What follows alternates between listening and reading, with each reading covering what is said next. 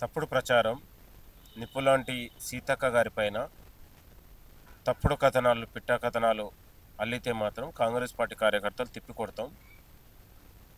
పోషణ అభియాన్ అనేది కేంద్ర పథకం. అది రాష్ట్రంలో ఉన్నటువంటి అంగన్వాడీ టీచర్లకు పిల్లల యొక్క గర్భిణీ స్త్రీల ఉన్నటువంటి పిల్లలు మొత్తం అటెండెన్స్ కానీ రెగ్యులర్ వీడియో రూపంలో అప్లోడ్ చేయడానికి క్వాలిటీ గల ఫోన్లను అందరికీ అందించడానికి 38,110 మొబైల్ ఫోన్లను ఇవాళ మనము టీజీటీఎస్ టెండర్ ద్వారానే దాదాపు 11,650 రూపాయలతోని కొనుగోలు చేసి ఇవాళ మనం అత్యంత పారదర్శకంగా మనం టెండర్ జరిగింది. కేంద్ర ప్రభుత్వం 11,990 అయితే మనము దాదాపు 11,650 తగ్గించి ఇంకా ఉన్నటువంటి 5G ఫోన్లను ఇచ్చి క్వాలిటీతో ఉన్నటువంటి ఫోన్లను అందించాలనేది ఒక ప్రయత్నం జరిగింది. దీనిలో ఎక్కడ కూడా కుంభకోణాలు కానీ అవినీతి కానీ లేదు. అది తప్పుడు కథనాలు. ప్రాజెక్టు వ్యయమే 44,000 కోట్లు అయితే ఇక 44 కోట్లు అయితే మొత్తం క్రిషాంక్ కానీ బీఆర్ఎస్ నాయకులు చెప్పేది 54 కోట్లని చెప్తా ఉన్నారు. కాబట్టి ఇది తప్పుడు కథనాలు.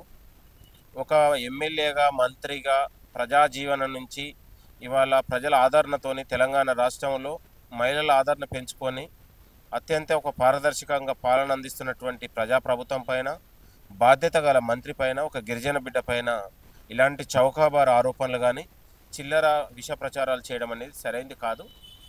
ఇవాళ వాళ్లకు మాట్లాడే మాటలు బీఆర్ఎస్ సోషల్ మీడియా మాట్లాడే మాటలకే సరైన స్పష్టత లేకనే ఇవాళ కట్టుకథలు అల్లే ప్రయత్నం జరుగుతూ ఉంది. ఇవాళ కేంద్ర ప్రభుత్వం నుంచి ఒక చట్టబద్ధంగా వచ్చినటువంటిది వివిధ కొనుగోలు చేసినటువంటి సందర్భం 44,42 కోట్లు మాత్రమే ఖర్చు చేసి అధికారికంగా ఉన్నటువంటి ఇది. దీన్ని 54 కోట్లని తప్పుడు కథనాలు అల్లారు. 38,130 ఫోన్లకు 11,650 అయితే 44,42,14,500 రూపాయలు. ఇది అఫీషియల్గా డాక్యుమెంట్ ఉంది. అఫీషియల్గా టెండర్ ద్వారానే మనం ఇచ్చేసినాం. కేంద్ర నిబంధనలకు అనుగుణంగానే టెండర్ జరిగింది. ఎక్కడ కూడా అవినీతి లేదు. కాబట్టి బీఆర్ఎస్ పార్టీ నాయకులు కావాలని తప్పుడు కథనాలు పిట్ట కథనాలు అల్లి ఇవాళ బాధ్యత గల మంత్రి గారి పైన ఇలాంటి ఆరోపణ అనేది సరైంది కాదు. దీనిపైన ఖచ్చితంగా పార్టీ పరంగా చర్యలు ఉంటాయి. బీఆర్ఎస్ సోషల్ మీడియా పైన ఇవాళ ప్రభుత్వం కూడా దాని పట్ల సీరియస్గా మేము చేసుకుంటాం. ఇది సరైన నిర్ణయం కాదు. కాబట్టి ఏది ఏమైనా ఇలాంటి కథనాలు అల్లడం అనేది సరైనది కాదు. మేము తీవ్రంగా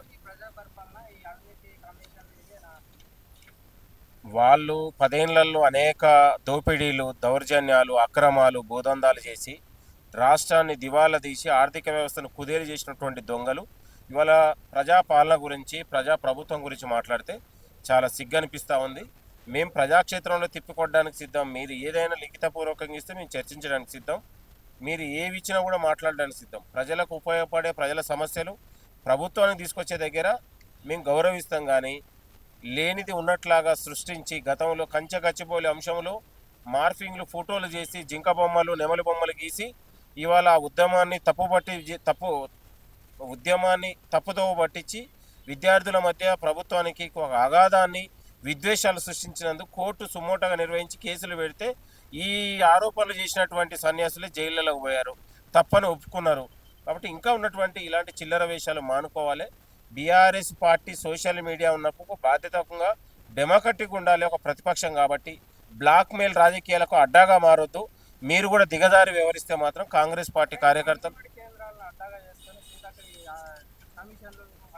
సీతక్క లాంటి నిప్పు లాంటి సీతక్క గారి పైన ఆ మాటలు అనడానికే చాలా సిగ్గుగా ఉంది. బీఆర్ఎస్ నాయకులారా, ఒక ఆడబిడ్డని గౌరవించే సంస్కృతి నేర్చుకోండి. మహిళా మంత్రిగా ఇవాళ ఆమె నాయకత్వంలో ఇవాళ ప్రపంచమే గర్వపడేలా ఇవాళ మేడారం సమ్మక్క సారక్కను ఎంత అద్భుతంగా ఇవాళ అభివృద్ధి చేసుకొని తెలంగాణ ప్రజల మన్ననలు పొందింది. కరోనా లాంటి సమయంలో కూడా ప్రాణాలకు తెగించి అక్కడ ఉన్నటువంటి గిరిజన పల్లెలకు ఇవాళ ఆదివాసి పల్లెలకి వెళ్ళి వాళ్ళ కరోనా సమయంలో సాయం చేసినటువంటి నాయకురాలు. అలాంటి నాయకురాల మీద అలాంటి మంత్రి గారి పైన ఇలాంటి వ్యాఖ్యలు అనేది సరైనది కాదు. బీఆర్ఎస్ పార్టీ చర్య తీసుకుంటుందా, లేకపోతే అతని పార్టీని చట్టపరంగా ఇప్పుడు ఆధారాలు లేని ఆరోపణలు చేసి గుడ్డగాల్చి మీద వేసి ప్రతిష్టకు గౌరవానికి భంగం కలిగేలా చర్యలు, ఇలాంటి ఆరోపణలు చేస్తే తప్పకుండా చర్యలు ఉంటాయి. ఇలాంటి తప్పుడు కథనాలు అన్నందుకు కూడా క్షమాపణ చెప్పాలి బహిరంగంగా. అది బీఆర్ఎస్ పార్టీ చేస్తుందా, కేటీఆర్ చెప్తారా, మహిళల్ని గౌరవించే సంస్కృతి ఇదేనా అనేది కూడా మేము కేటీఆర్కు మేము హెచ్చరిస్తాం. ఉం? నువ్వు అసత్యాలు మాట్లాడి అబద్ధాలు మాట్లాడితే తప్పకుండా పంపుతావు నేను అనేది.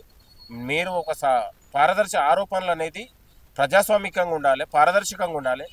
వ్యక్తుల్ని టార్గెట్ చేస్తూ, ఇవాళ మహిళల్ని టార్గెట్ చేస్తూ ఇవాళ మీరు మాట్లాడే విధానాలు అనేది సరైనది కాదని కాబట్టి మేము మాట్లాడుతూ ఉన్నాం.